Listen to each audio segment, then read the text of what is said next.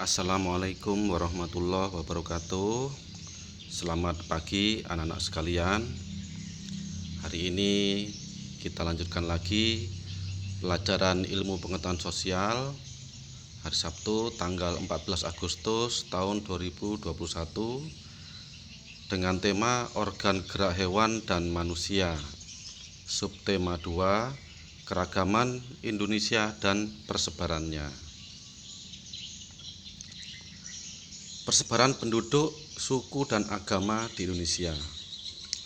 Setiap tahun, pertumbuhan penduduk Indonesia selalu mengalami perubahan. Hal ini karena adanya kelahiran dan juga kematian. Berdasarkan data Badan Pusat Statistik atau BPS tahun 2010, jumlah penduduk Indonesia adalah 237 juta jiwa ya. Dengan penduduk laki-laki berjumlah 119 juta jiwa dan penduduk perempuan 118 juta jiwa.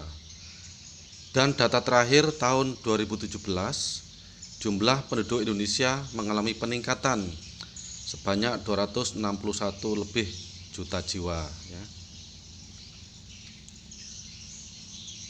Kepadatan tersebut terdiri dari beragam suku bangsa,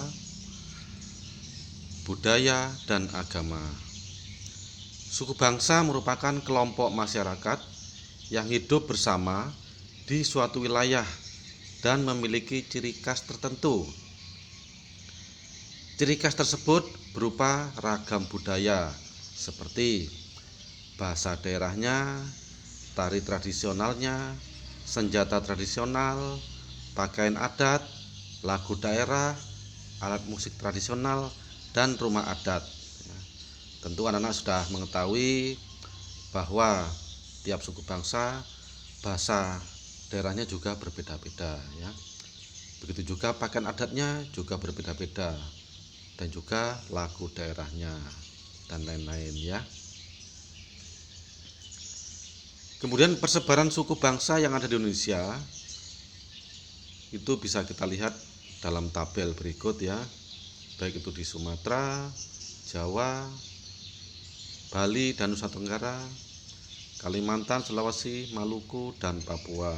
Itu nama-nama suku bangsa ya. Dan tentu ini hanya beberapa contoh ya anak ya. Dan kayak di Sumatera masih banyak lagi yang belum bisa dimasukkan di sini ya. Setiap warga negara Indonesia diberi kebebasan untuk menganut sebuah agama dan menjalankan ibadah sesuai agamanya masing-masing ya. Nah, anak-anak, di Indonesia terdapat 6 agama resmi. Di antaranya agama Islam, agama Kristen Protestan, agama Kristen Katolik, agama Buddha, agama Hindu, dan agama Konghucu. Di samping itu, Indonesia juga masih mengakui aneka ragam kepercayaan yang dianut oleh sebagian warganya. Keragaman kenampakan alam serta flora dan fauna di Indonesia. Kenampakan alam adalah sesuatu di permukaan bumi yang terjadi dengan sendirinya tanpa campur tangan manusia. Jadi bukan manusia yang membuat anak-anak ya, tapi terjadi dengan sendirinya karena faktor alam ya. Kondisi geografis Indonesia memengaruhi munculnya beragam kenampakan alam tersebut. Kenampakan alam Indonesia terdiri atas wilayah daratan dan wilayah perairan. Di antaranya, nah ini contohnya ya, wilayah daratan, misalkan dataran tinggi, gunung, pegunungan, dan lain-lain ya. Kemudian wilayah perairan, contohnya laut, sungai, danau, dan lain-lain ya. Kemudian selain kenampakan alam, juga ada kenampakan buatan. Kenampakan buatan adalah sesuatu yang terjadi karena adanya campur tangan manusia artinya dibuat oleh manusia. Misalnya jalan, jembatan, gedung, sawah dan kebun, waduk atau bendungan, pelabuhan, kolam renang, kanal atau sungai buatan, dan lain-lain. Negara Indonesia sangat kaya akan keberagaman flora dan fauna. Flora adalah disebut juga tumbuhan, fauna disebut juga hewan.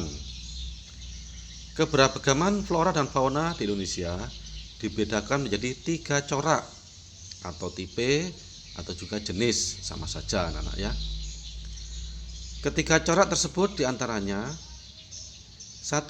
Corak Asiatis atau corak Asia yang berada di wilayah Indonesia bagian barat. Contoh floranya adalah hutan hujan tropis, dan contoh faunanya adalah ada orang hutan, gajah Sumatera, harimau Sumatera, badak bercula 1, dan lain-lain. Yang kedua adalah corak peralihan yang terletak di Indonesia bagian tengah. Contoh floranya adalah ada stepa, ada sabana, ada hutan pantai atau biasa kita sebut hutan bakau ya. Kemudian ada hutan pegunungan, cemara, dan lain-lain. Kemudian contoh faunanya adalah tapir, terenggiling, anoa, komodo, dan lain-lain. Yang ketiga adalah corak Australis atau corak Australia yang terletak di Indonesia bagian timur. Contoh floranya adalah hutan hujan tropis. Contoh faunanya adalah ada cendrawasih, merak, kakak tua raja, kasuari, dan lain-lain. Corak flora dan fauna Indonesia dibedakan berdasarkan pembagian garis Weber dan garis Wallace. Garis Weber adalah garis maya atau garisnya sebenarnya tidak ada anak-anak ya, yang membagi flora dan fauna tipe Asia dan tipe peralihan. Sedangkan garis Wallace yaitu garis yang memisahkan flora dan fauna tipe peralihan dan tipe Australia atau Australis. Nah, demikian pembelajaran kita hari ini anak-anak. Semoga anak-anak dapat memahaminya. Tetap semangat dan sehat selalu. Amin. Terima kasih. Wassalamualaikum warahmatullahi wabarakatuh. Selamat pagi.